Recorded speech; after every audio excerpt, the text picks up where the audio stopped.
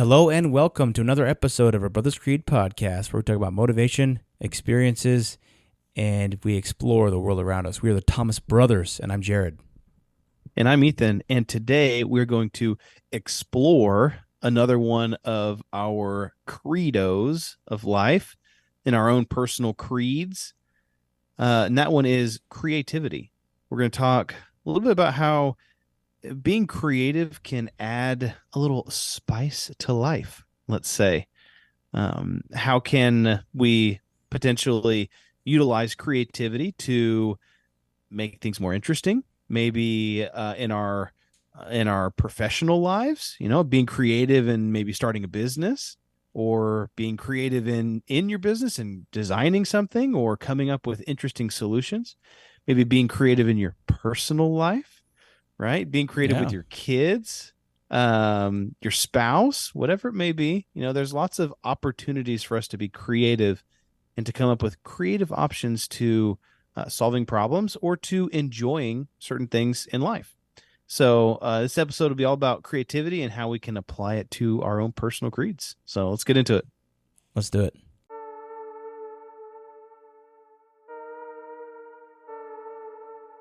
Yeah, I'm thinking I'm back. Most valuable commodity I know of is information. And that, my friends, is called integrity. That's called courage.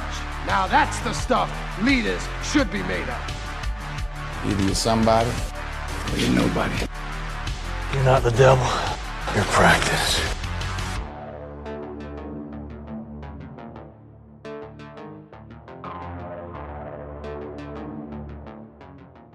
I was looking at a little bit of the history of creativity, and it's interesting.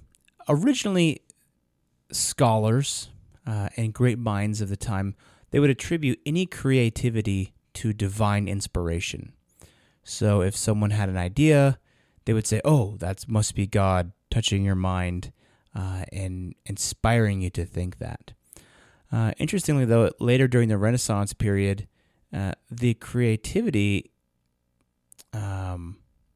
was kind of that thought process changed from being a conduit to the divine, but from the abilities of quote unquote great men. So this shift from God to man was called the Enlightenment period. And so it was kind of interesting how that shift, in that instead of just being touched by the divine, it's like, well, hey, I have studied, I've pondered this thing, and I'm having a great idea, and because of my unique situations and my unique preparations or learnings, I am able to create something unique. I think that I think that's an interesting concept. There's a whole movement called the Great Men, which perhaps we should look into that a little bit later. I think there's some pros and cons to that, but it was big during the Renaissance. But I think it's interesting that thinking about that creativity deriving from ourselves as opposed to simply from God, I think that is something that God gives us, gives each person, is the ability to create. And it's not necessarily our minds opening as a conduit to God, but rather that piece of God that's in us that is creative. And so I think that it's maybe a little bit of a mixture of both, that our experiences and our learnings and our talents and our desires to do that give us the ability to create. And being a father of 4 boys, I know from experience it is much easier to destroy than it is to create. And so I think that creating is such an art, such a beautiful mindset to be in, where especially when you're in a situation where it's much easier just to run crazy and destroy stuff, and it takes a lot more patience to create. Just following on that concept, at the history, a little bit of history, creativity here. So there was in the 1926, there was a guy named Wallace who published a book called The Art of Thought, and he presented the first models of of his ideas on how the creative process works. So in his staged model, first is preparation, and this is in preparing to So preparatory work on a problem that focuses the individual's mind on the problem and explores the problem's dimensions. So if you're trying to be creative, this is what you can do. First of all, prepare yourself for that. Work on the problem, focus on the individual, focus in your mind on what the problem is and explore the dimensions of the problem. The second one is incubation, in which the problem is internalized into the unconscious mind and nothing appears externally to be happening. So just, I guess it's hard to do that. How do you put something into your subconscious mind? Listen to it while you're sleeping. I don't know, but I think it just is like really internalizing that question and pondering it all the time. Sometimes I'll be trying to figure out a problem at work and I'm just like, I can't figure this out. And then I'll go home, maybe go to jiu-jitsu, come home and I'm taking a shower. My eyes are closed. And then boom, the solution comes to me. And I'm like, oh, I should do it like this. I should write the code like this, or I should visualize that thing like this. And that would tell the story best. So sometimes maybe I had pushed that thing down into my subconscious, and that whole time I was thinking about it. And then when I got a chance to breathe and just think, that it came back up to the surface. The next one is intimation, which is the creative person gets a feeling that the solution is on the way. I don't know much about that one. But the fourth one is illuminate. I think there was a note that said that intimation could actually be a substage of incubation. The next one is illumination or insight. And this is when the creative idea bursts forth from the place wherever it was processing into conscious awareness. And then the last one is verification, in which the idea is consciously verified, elaborated, and then applied. So that's interesting that someone actually dialed out the process of creativity. But I think the major piece here is just being able to think and ponder. I think that is a skill that needs to be applied nowadays. Sometimes we're just so busy. Sometimes I just go to work. I'll go to the gym in the morning. I'll listen to music, and I come home, take a shower, and then maybe listen to a podcast, eat breakfast, talk with my wife, get in the car, listen to a podcast, listen to the news, listen to the radio, get to work, do the stuff. So sometimes I just go and I'll just listen to nothing and just sit and think on the way to work or on the way home. You've got to have those times when you're not doing anything to give your brain time to ponder on the things that you have going on and be creative. So I think that's a great first step. Yeah, I agree. I remember when I was first kind of getting back into running, and I was running, 3+ miles, kind of a couple times a week. I got to a point to where like listening to music actually was kind of boring, because especially if like you're running for, potentially 30 minutes to an hour, you're like, man, I just don't I feel like I'm wasting my time here. Like listening to music, because it's distracting enough to where you're not thinking about anything, but it's like not really adding anything to whatever. So I started listening to books while I was running, just because it was, a quiet opportunity for me to just really kind of listen to the words and everything else. And then after that, it got to a certain point to where sometimes I would, listen to a book for a mile and then just pause it and then just be in silence, just kind of think for a little bit, and then start it back up. And so I definitely agree with that. Yeah. So, creativity, I mean, I agree with what all of what you said. I think it's definitely something that you have to, I think some people, like anything else, are born with just natural creativity. And some people you have to kind of, force yourself to go out of your comfort zone and be creative. Just from a definition standpoint, I had written down that, being creative means having the ability to generate original and innovative ideas, solutions, and expressions. So that reminded me of one of my first jobs out of college. I was working in California, and the president of the company that I was working with, he would always say this one phrase, and his whole thing was, how like companies have R&D, research and development.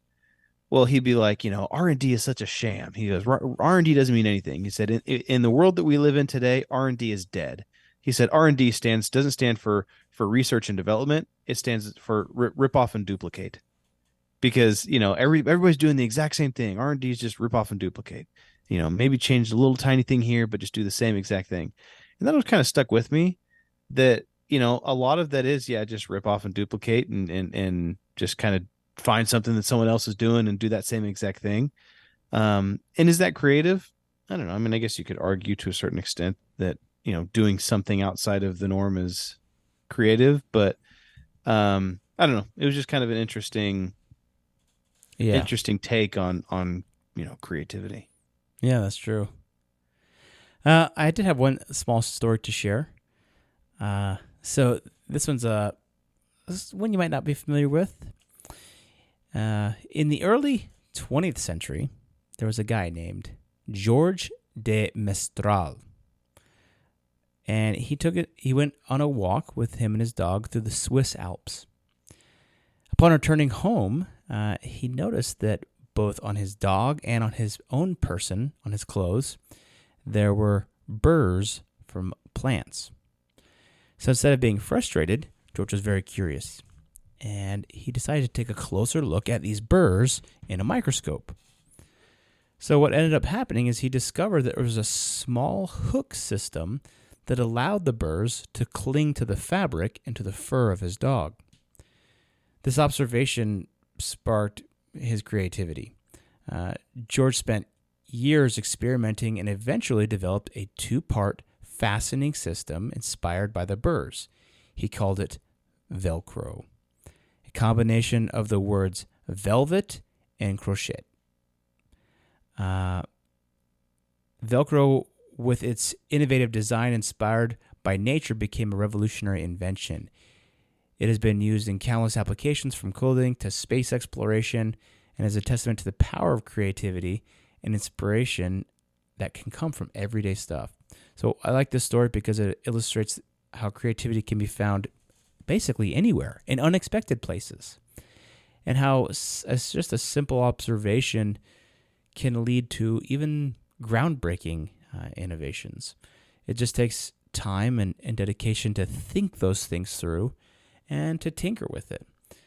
And I think that something that exists today, maybe to our detriment in some ways, is that there's so many things that you can do. I think that perhaps a little bit of boredom would do us a little bit of good. There's so many things that I could go do at any given time. Fill your time with, to distract yourself with. Yeah. So that, there's not a lot of time. Or I feel like there's not a lot of time, or maybe I need to make time to just think about things and be creative.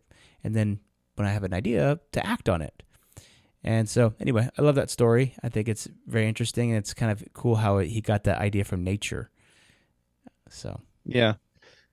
Do you remember that show Star Trek Enterprise?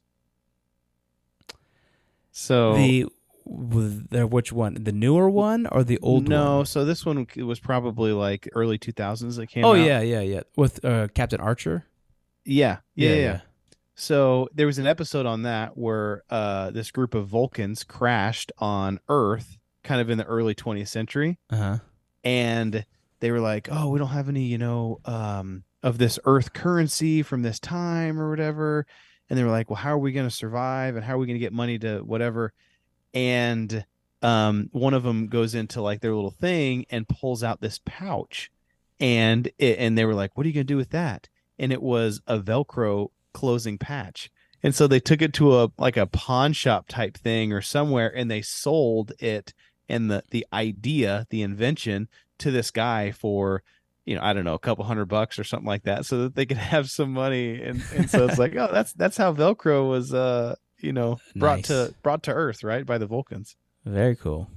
But yeah, it's funny. So no, I think that's a great story. That's a great story of seeing something and not just dismissing it. Like you say, you didn't get angry about these burrs in his pants, right? Not dismissing it, but saying, let me look into this a little bit let me investigate this. These things are freaking stuck on my pants, man. How do I get these things off? Gotta get pliers. Yeah. So interesting. I had a interesting story as well. This story is called it's a war story, right? Where creativity in battle, well, maybe not battle, but just kind of war in and of itself, potentially kind of changed things completely. So I'm going to talk about Operation Fortitude. So I don't know if you've heard of Operation Fortitude before. I don't think so. So this was during World War II. The Allies, obviously in preparation for D-Day, which was June 6th, 1944, the Allies were trying to figure out ways to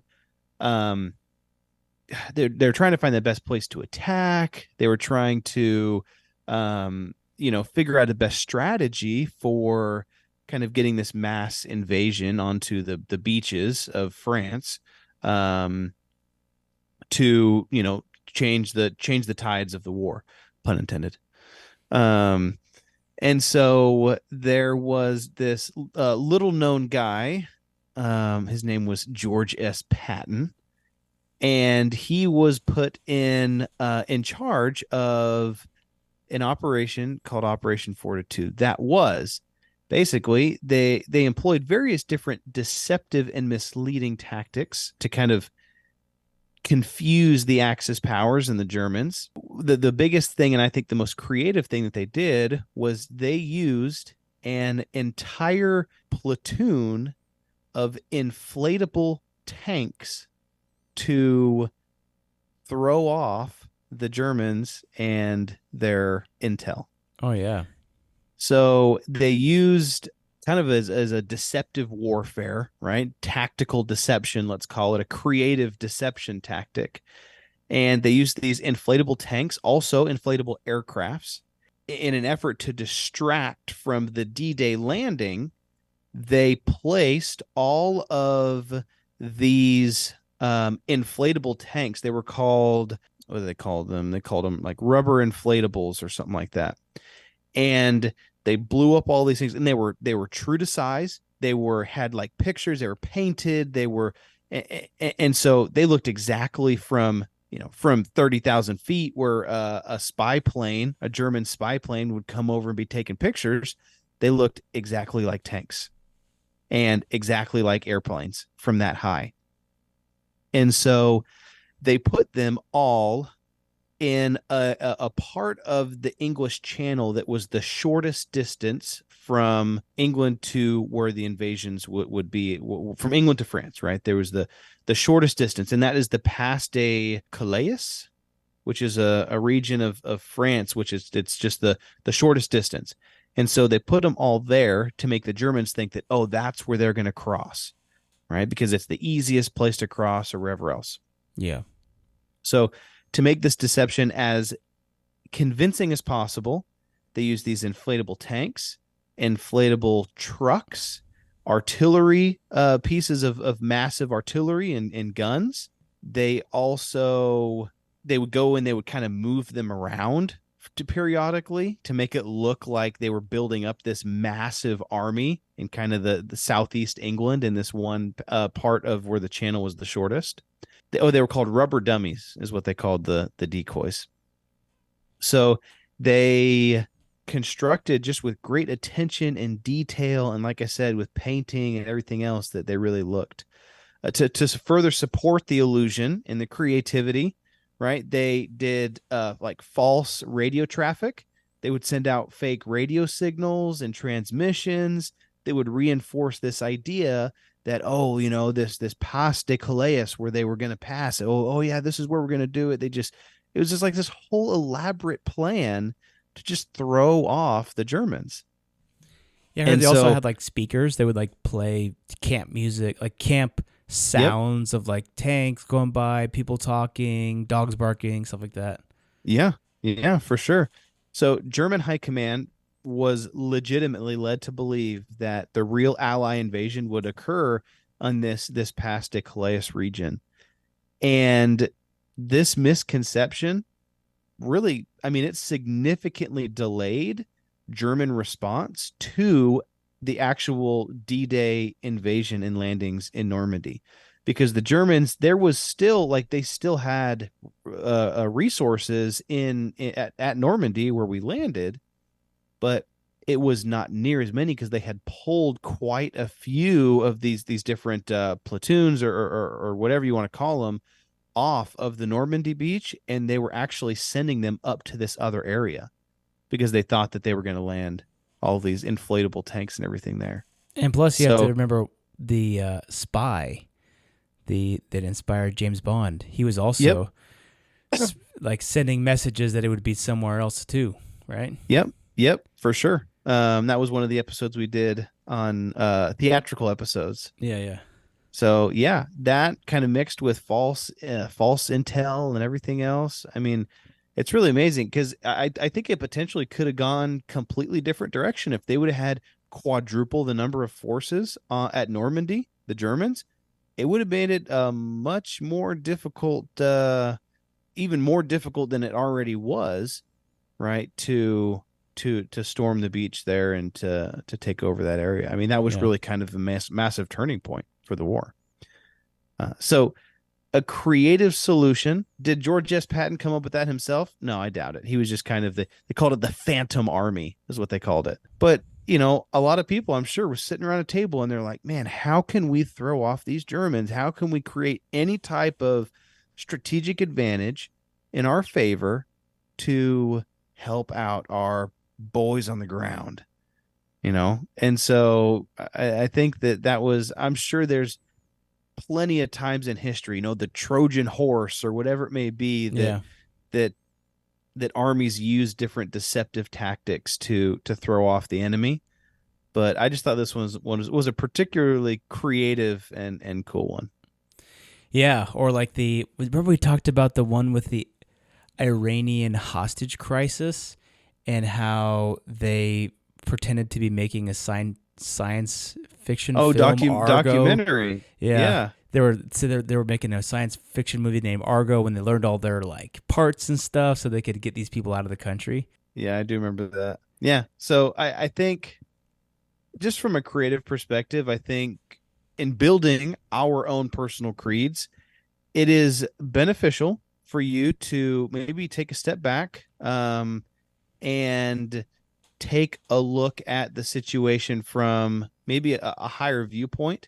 Look, 2 or 3 steps ahead, and how can what I do right now affect, the next 3 or 4 steps of what my goal is to accomplish.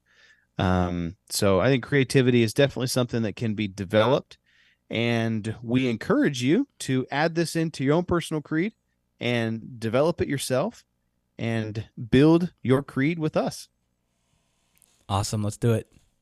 Thanks, guys.